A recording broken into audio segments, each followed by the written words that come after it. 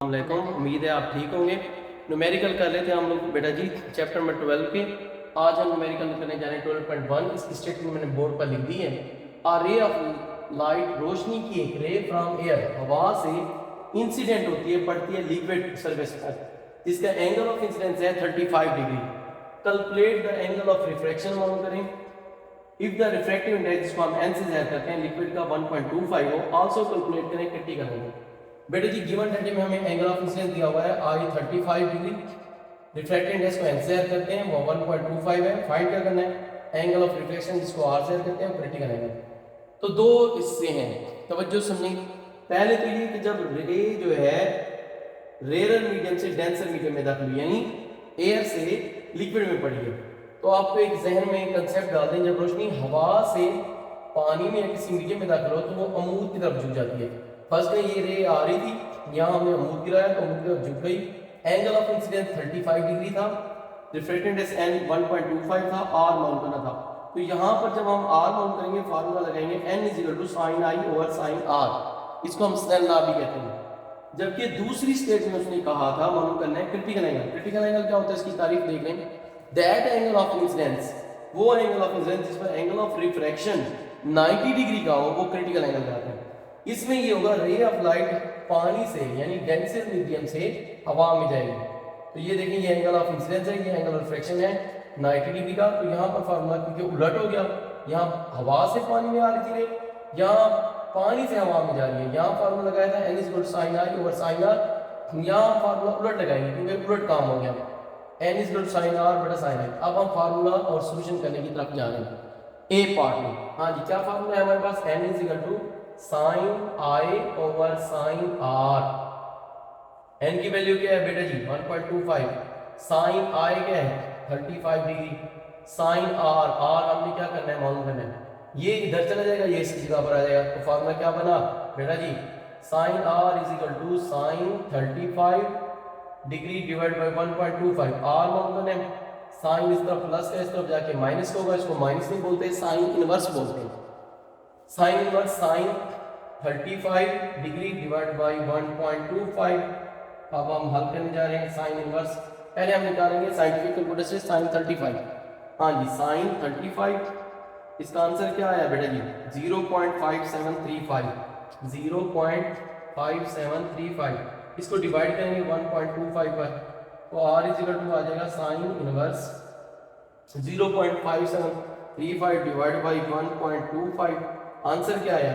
0.4588। अब इसका sine inverse निकालेंगे, शिफ्ट लिख के साइन का बटन दबाएंगे, साइन इनवर्स आ जाएगा। आंसर है हमारा कितना आया? r आ गया 27.31 डिग्री। अब इसका बी पार्ट करने जा रहे हैं। बी पार्ट में उसने कहा था क्रिटिकल एंगल मालूम करें। उसमें हमारे पास डाटा क्या आता है? एंगल ऑफ इंसिडेंस जो है वो बराबर होता है क्रिटिकल एंगल के, तब बराबर होता है जब एंगल ऑफ रिफ्रैक्शन कितना हो बेटा जी? 90 डिग्री। तो अब हमने n हमारे पास गिवन था 1.25, i बराबर c मालूम करते हैं। तो फार्मूला क्या लगा रहे हैं हम लोग? पानी से हवा में जा रही है बेटा जी, हवा से पानी में नहीं। ये वाली तस्वीर बन रही है इसके लिए, ये वाली नहीं, ये हम कर चुके हैं। n क्या है? Sine r over sine i। तो n क्या है? 1.25 है, साइन r हमारे पास गिवन है 90 डिग्री, साइन i हमने मालूम करना है। ये मालूम करना है, ये इधर चला जाएगा, इसी जगह पर आ जाएगा। तो sine i sine 90 degree divide by 1.25। i मालूम करना है, ये साइन प्लस का, इस तरफ जाके माइनस आ जाएगा, sine inverse sine 90 degree divide by 1.25। i sine inverse sine 90 1 के बराबर होता है। आप साइंटिफिक कैलकुलेटर से याद कर इनके मालूम कर सकते हैं, हमें ज़बानी पता है। Divide by 1.25। अब बेटा जी 1 डिवाइड बाय 1.25, तो आंसर आया 0.8। 0.8 का साइन इनवर्स निकालेंगे। कैसे निकालेंगे? बड़ा ही आसान है, शिफ्ट लिख के साइन का बटन दबाएंगे, साइन इनवर्स आ जाएगा। 0.8 आंसर क्या आया? 53.13 डिग्री। ये था हमारा न्यूमेरिकल 12.11। स्टूडेंट्स अब हम न्यूमेरिकल करने जा रहे हैं 12.12, यानी इस चैप्टर का लास्ट न्यूमेरिकल करने जा रहे हैं।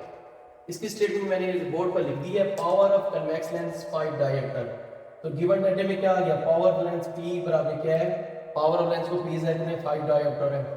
एट व्हाट डिस्टेंस, कितने फासले पर ऑब्जेक्ट को हम रखें कि from lens is so that के रियल और 2 टाइम्स लार्जर इमेज। तो मैग्नीट्यूड क्या है 2 है, तो +2 लिखेंगे क्योंकि लार्जर इमेज है और रियल है। फाइंड क्या करना है हमें, डिस्टेंस ऑफ ऑब्जेक्ट, जिसम को कहां पर रखना है। तो बेटा जी आपको शुरू में मैंने, अगर आप मेरी पहली वीडियो देखें इस चैप्टर के न्यूमेरिकल की, मैंने बता दिया था कन्वेक्स लेंस में एक कंडीशन में रियल रियल और 2 टाइम्स बड़ी इमेज बने।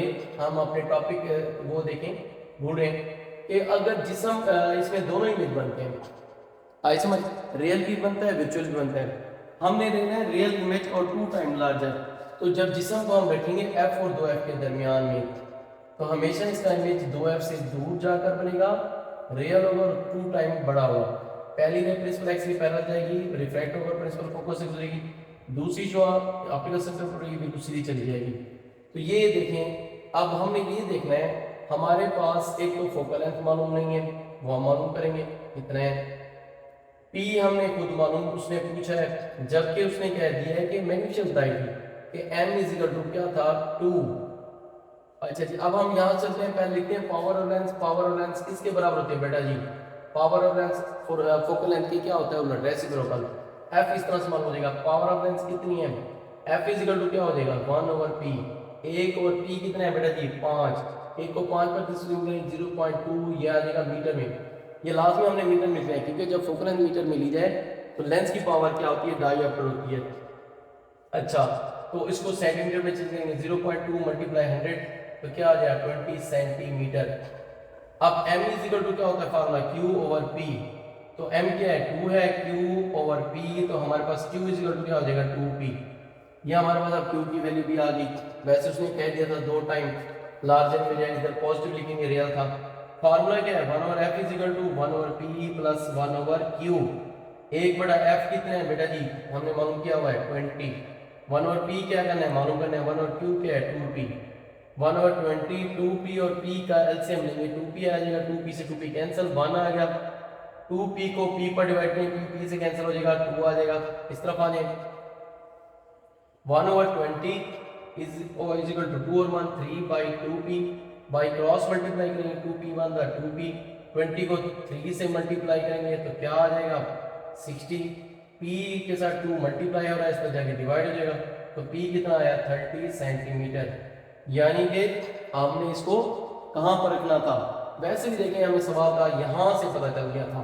अगर हम तवज्जो से समझें और देखें तो इस जगह से हमें मुझे आंसर तो बेटा जी पता चल गया था। कैसे पता चला था, देखिए उसकी फोकल लेंथ कितनी थी 20 सेंटीमीटर, यानी यहाँ से लेकर यहाँ तक ऑप्टिकल सेंटर से लेकर, और ये जो प्रिंसिपल फोकल फासला ये 20 सेंटीमीटर आता है। वो कहते हैं जिस्म को कहाँ पर रखें कि उसके 2 गुना बड़ा इमेज बने। तो डेफिनेटली अगर ये 2f होगा तो अगर ऑप्टिकल सेंटर से प्रिंसिपल फोकस का फासला 20 सेंटीमीटर है तो 2f कितना होगा 40। जबकि हमने जिस्म को कहाँ पर रखना था 2f और f के दरमियान में, तो ये हमारा आंसर सही होता 20 से ज़्यादा आता p या 40 से क्या आता कम। तो देखें वो कितना है हमारा, 20 से ज़्यादा क्या है 30 और 40 से कम क्या है 30, तो p हमारा 30 आया। क्योंकि अगर 2f पर हम रखेंगे जिस्म को तो इसका इमेज भी 2f पर बनेगा, दोनों का साइज क्या होगा बराबर। 2f से दूर रखते तो इमेज बनता f और 2f के दरमियान में छोटा बनता। जबकि उसने कहा है ये चीज़ देखें कि 2 टाइम लार्जर इमेज और वो क्या बने रियल, तो वो हमें पता है एक ही सूरत हाल में बनता है जब जिस्म f और 2f के दरमियान हो तो इमेज 2f से दूर बनेगा। ये था हमारा न्यूमेरिकल 12.12। बेटा जी इस चैप्टर के न्यूमेरिकल मुकम्मल हो गए। मैंने अपनी तरफ से पूरी कोशिश की है कि आपको अच्छी चीज़ समझाया है, तस्वीरें बना के समझाया गया है ताकि आपके अच्छे से कंसेप्ट क्लियर हो। उम्मीद करता हूँ आपको मेरी वीडियो अच्छी लगी होगी। अगर आपको मेरी वीडियो अच्छी लगी तो आपसे गुजारिश है कि आप मेरी वीडियो को लाजमी लाइक करें, सब्सक्राइब करें और आप शेयर भी करें, ताकि ना सिर्फ इनसे आप इस्तेफादा हासिल करें, बाकी स्टूडेंट भी इससे इस्तेफादा हासिल करें। ओके, अल्लाह हाफिज़। और अगर तुम लोग नए हो तो सब्सक्राइब करो, वो जो लाल वाला बटन है उस पर फूट फेंक के मारो या फिर मोमबत्ती, मुझे नहीं पता, बस क्लिक हो जाना चाहिए।